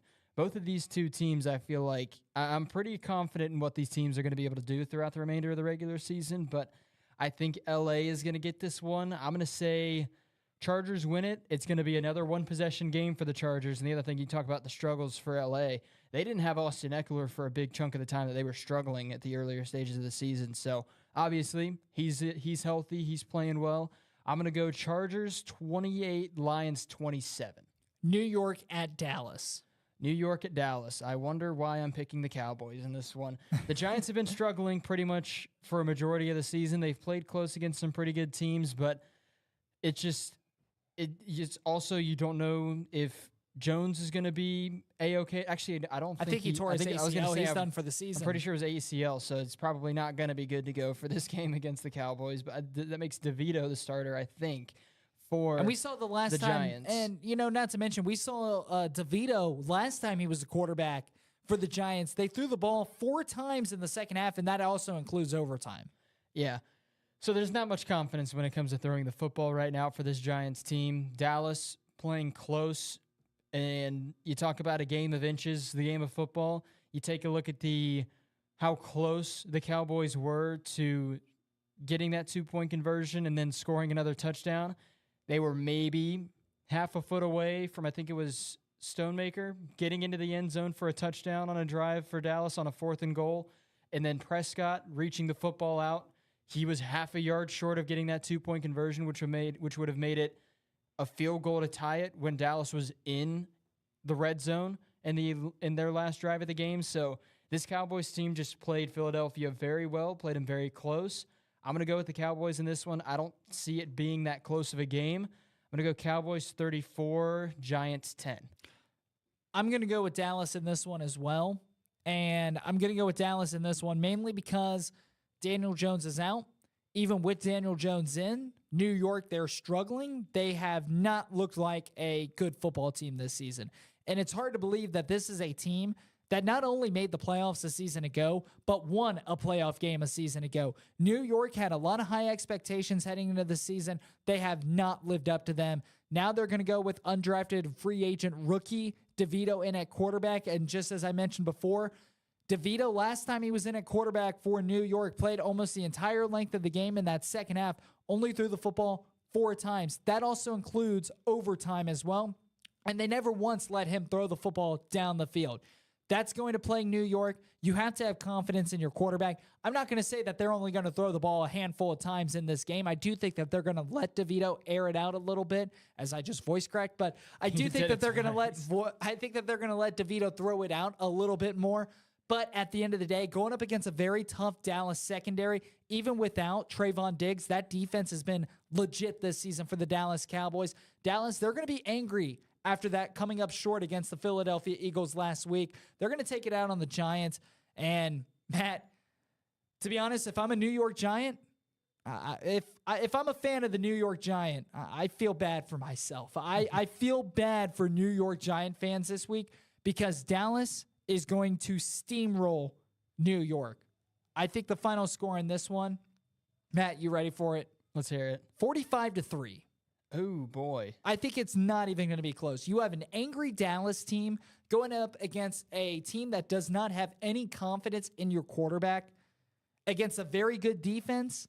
Dallas, they're going to pedal to the metal all day long. Dallas, they're going to have great starting field position every drive. They're going to force multiple turnovers. 45-3 is my final score. And I'll be honest, I'm not trying to be mean here, but even giving a field goal to the New York Giants right now is me being very generous. Now watch, since I said that, New York's going to pull this one out. Yeah, the announcer's jinx is going to come into a play. So New York fans, with me saying that, maybe feel a little happy that I said that. I'd also like to correct myself. It wasn't Stonemaker, it's Schoonmaker, the tight end. I think it's second or third string tight end right now for Dallas. So I said Stonemaker, and I'm like, I don't think it's Stonemaker. I thought it started with, I thought it was SC, and it was Schoonmaker. So that was the tight end that was, like, when I mean half a yard short, I mean maybe half a yard short from scoring that touchdown. So just wanted to correct myself on that. Washington at Seattle. You got this one. I got this one. Give me Seattle. Seattle at home. I like what Washington's been able to do this season. They're 4-5. And Matt, to me, I'm very surprised that Washington sold at the trade deadline. But because they sold, that's going to plague them. Give me Seattle in this one at home. I think Seattle wins this one 27-10. I'm going to go with the Seahawks as well. Obviously, they're going to be a little bit upset after that result against Baltimore, but they're back at home. They're facing off against a pretty decent Commanders team who just got a win against the Patriots. So, obviously, both of these teams, there's a little different storylines and different feels for both of these teams. The Commanders pretty happy that they got a win last week. The Seahawks very upset with that blowout loss to the Baltimore Ravens, but I think Seattle gets back on track. They've got a great defense. Offense needs to get back in rhythm, which I think they can in this game.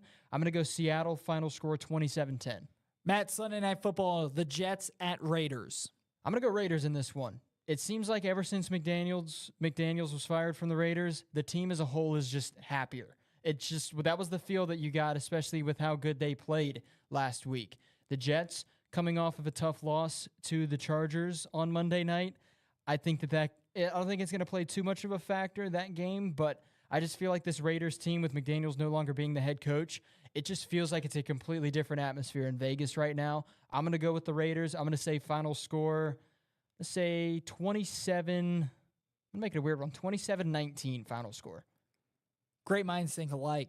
I'm going Raiders in this one, really just for the exact reason you gave. I mean, without Josh McDaniel, the Raiders team they showed it last week against the New York Giants. And I get that the Giants have been a struggling football team, but Las Vegas, this isn't a bad football team. They still have all the key pieces around to be a good football team. They've been missing out on the coaching. New York, they had a lot of issues exposed with that offense on Monday Night Football. I think that is now on film. I think the Raiders take advantage of that. Give me Raiders in this one. I think it's a little bit closer. Give me Raiders. I'm going to go 21-13. Last but not least, Denver at Buffalo. Buffalo, they get a bounce-back win. Tough loss last week in Cincinnati, going up against a struggling Denver Broncos team. They're at home. Buffalo gets a big win when they need it. Give me Buffalo in this one. I'm going to go final score. I think the offense starts to wake up a little bit. I'm going to go 27-14. I'm going to go with the Bills as well in this one. Like you mentioned, tough loss to the Cincinnati Bengals, but you're on the road against a very red-hot Cincinnati Bengals team. I think, like you mentioned, this is going to be a bounce-back week for this Bills team. I think they're going to take down Denver. I'm going to say final score, I'll go 31-20. And Matt, it looks like you have a fellow viewer as well. Your dad commented at the Browns segment and said, Matt, I thought I raised you better than that. Hey, Dad, you know me. I am a diehard Browns fan. It's just confidence in this team is just not there, especially against the Ravens, all right? With that being said, time for a break. Hot Take Wednesday coming up when we return, and then we'll close out our show.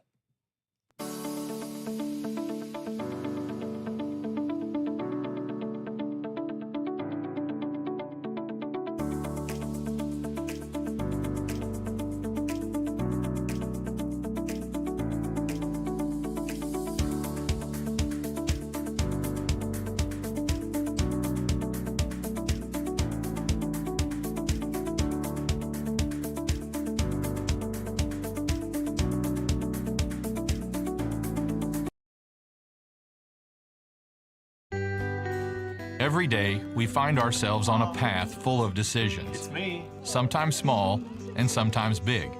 Sometimes alone and sometimes together. At McAfee, everything we do is done with your comfort, health, and convenience in mind. She always wanted the best for you, and now you can rest knowing you've provided the best for her. Breathe easy. Choose McAfee.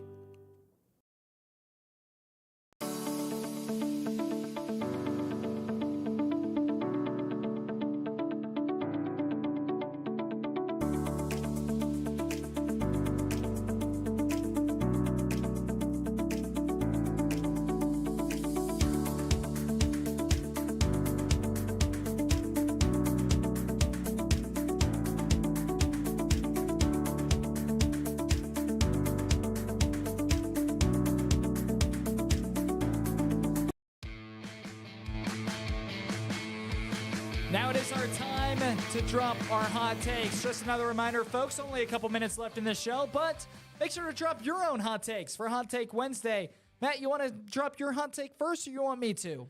I know I decided, and I know I chose the Cincinnati Bengals to take down the Texans this week, but my hot take is C.J. Stroud lights up that Bengals defense, not exactly like we saw him do to the Tampa Bay Buccaneers last week, but I'd say 300 to 350 yards for C.J. Stroud, 4 touchdowns in that game.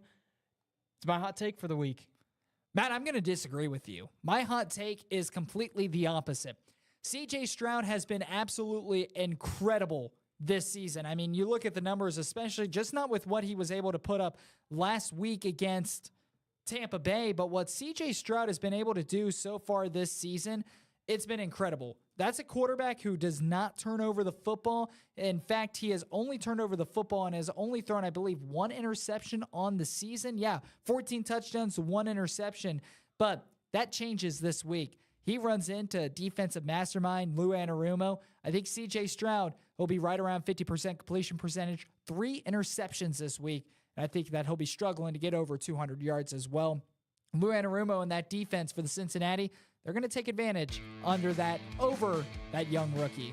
It's one area I don't agree with, the interceptions on that, just because of his ball security so far this season. With that being said, that'll take us to the end of our 2-hour show. Make sure to tune in tomorrow from 4 to 7. Yes, 7 as we talk about high school football in the upcoming Round 3 playoffs for the OHSA. Alongside Matthew Pennington, our producer, Kevin Fowler, I'm Jackson Lightcap signing off.